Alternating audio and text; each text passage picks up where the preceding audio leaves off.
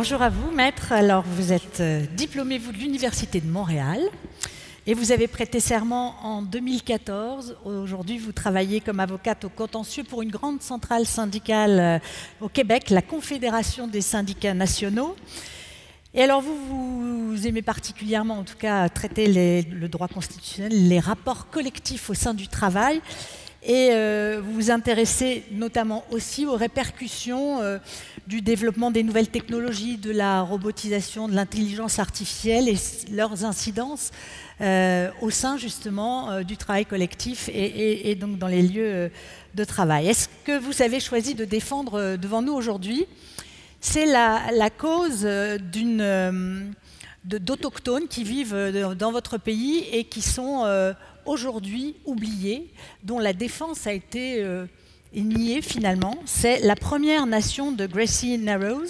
C'est un peuple amérindien qui vit donc sur votre territoire, qui a subi ou qui fait les frais d'une catastrophe et depuis 50 ans, rien. Il ne se passe rien.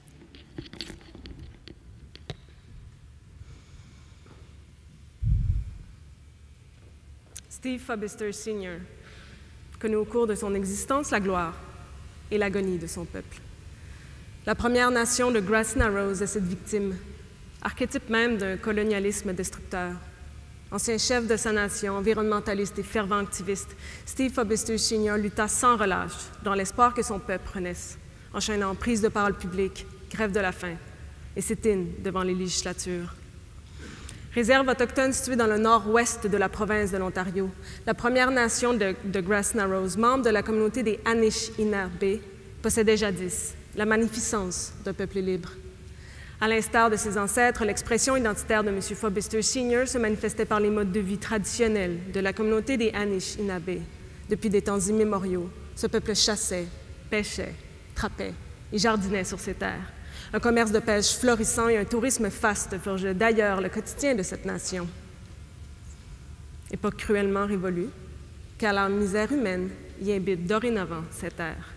Une tragédie humaine, amorcée et créée de toutes pièces par les nations industrielles, comme Steve les appelle.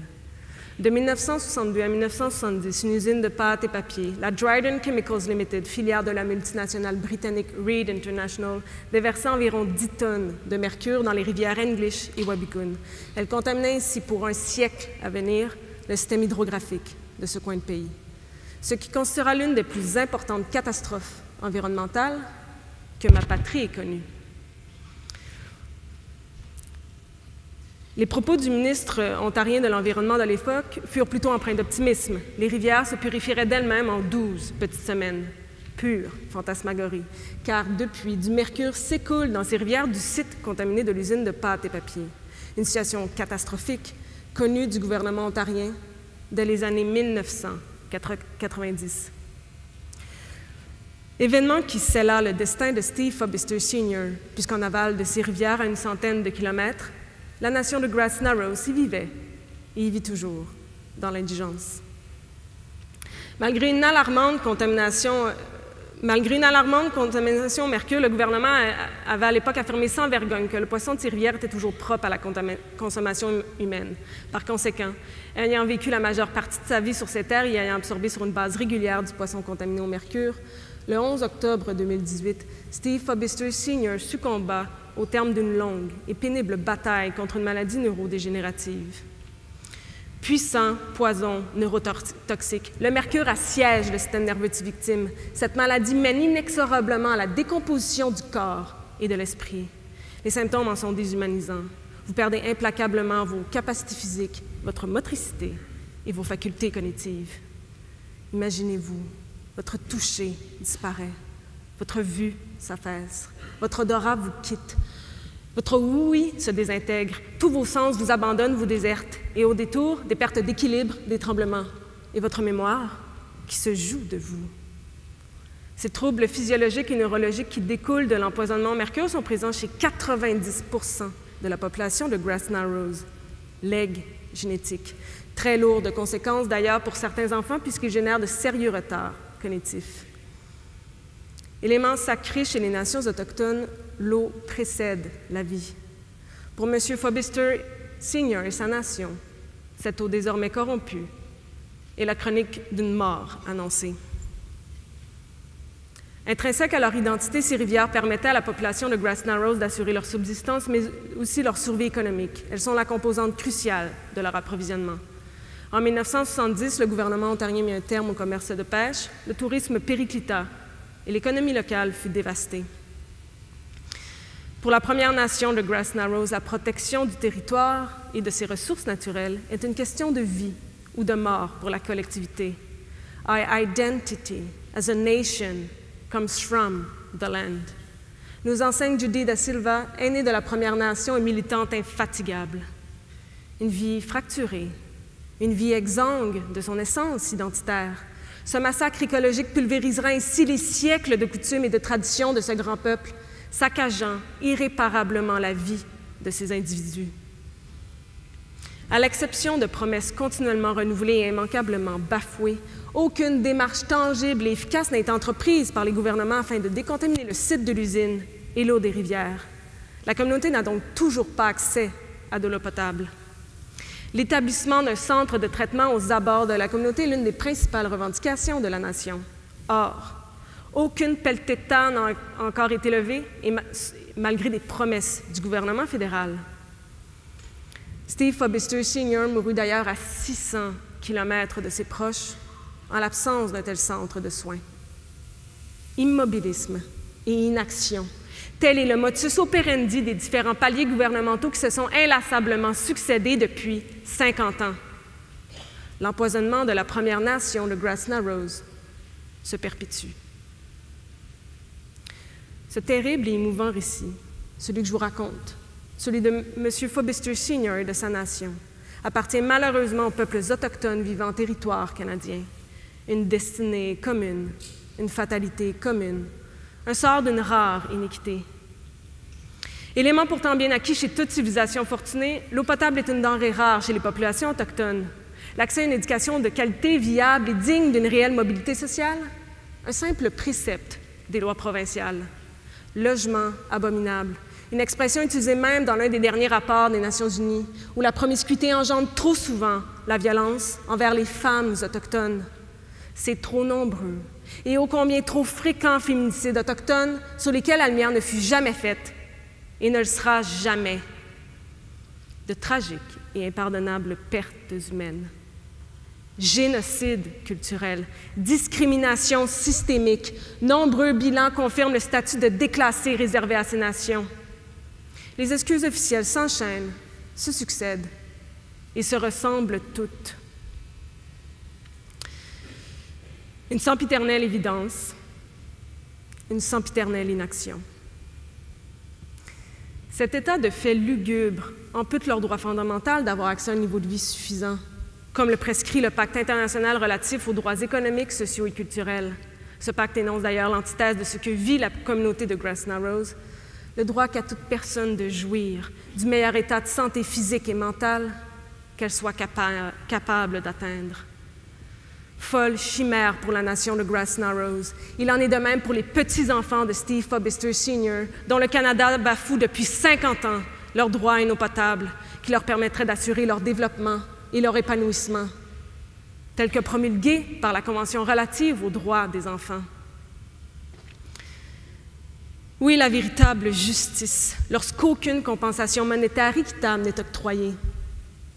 En 1985, un tribunal a été instauré dans le cadre d'une entente afin d'indemniser les victimes de la contamination au mercure.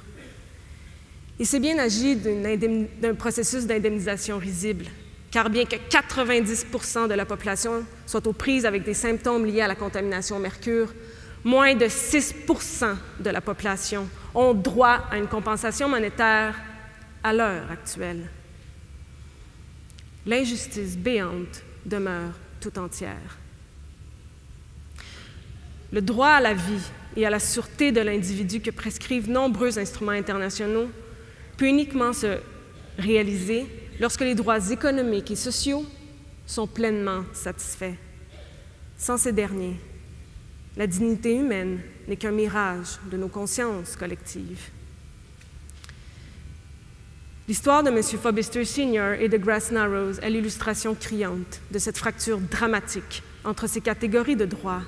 Elle incarne également le visage d'une vie en tant qu'être discriminé. Ils sont en tout point contraires au droit inaliénable d'être à l'abri de toute discrimination. Car il nous faut comprendre. La contamination au mercure de la nation de Grass Narrows n'est pas qu'un désastre environnemental parmi tant d'autres. Sa froide réalité est une destruction méthodique d'une identité singulière, l'identité autochtone. Cela afin d'assurer une suprématie territoriale et économique de la société canadienne. Héritière des colonialismes français et anglais, la société canadienne s'évertua depuis sa création à pulvériser la diversité que les peuples autochtones représentent, par l'instauration, certes, de politiques assimilatrices, mentionnons notamment l'existence impardonnable des pensionnats autochtones, mais également par le maintien de politiques d'inertie, d'immobilisme, comme l'illustre si bien la gestion du dossier de Grass Narrows. Les mythes et les récits fondateurs du Canada s'illustrent par cette image fantasmée, une terre d'infinies ressources. Notre histoire suinte les sables bitumineux, les arbres abattus et les rivières anarchées. L'expansion du Canada repose depuis ses premiers balbutiements sur l'exploitation débridée des ressources naturelles dont notre pays regorge. Les nations autochtones ont été, ils sont encore les antagonistes inlassables de cette quête onirique de l'homme blanc. Trop souvent les derniers remparts à s'ériger contre cette frénésie matérialiste. Ces quêtes dévastatrices sont les fondements même de toutes les violations aux droits fondamentaux. Cette genèse cadenasse les peuples autochtones dans des bidonvilles. Colonialisme, définition. Transformer les corps en cages dont personne n'a la clé. Telle est l'expression d'une identité autochtone du Canada d'aujourd'hui. Billy Ray Belcourt, poète de la Première Nation Cri de Driftpal, est porteur du colonialisme destructeur et sans âme, ayant ravagé les générations passées et présentes. Sous le gouvernement de Justin Trudeau, nous parlons plus que jamais de réconciliation avec les nations autochtones. Or, que signifie cette réconciliation lorsque les violations des droits fondamentaux se perpétuent et sont légion? Il apparaît également à la lumière de nombreux témoignages des représentants des nations autochtones que la réconciliation ne sera possible que lorsque nos nations industrielles amorceront leur marche salvatrice vers notre mère nature, monde avec lequel les nations autochtones entretiennent un rapport spirituel empreint d'un authentique respect. Car à cet instant précis et crucial de notre histoire, alors que le temps file inéluctablement et avant que tout ne bascule, cette réconciliation obligée, nécessitant de mettre la terre au centre de nos préoccupations, portant en elle la survie, certes, de nos sociétés justes et égalitaires, mais ultimement, notre propre survie en tant qu'humanité. Car à l'instar de celle de la Première Nation de Grass Narrows, notre survie en dépend aussi. Afin d'honorer la mémoire de Steve Fobister Sr., cessons cet immobilisme et entamons la libération de la Première Nation de Grass Narrows. Car maintenant plus que jamais, le temps nous est compté.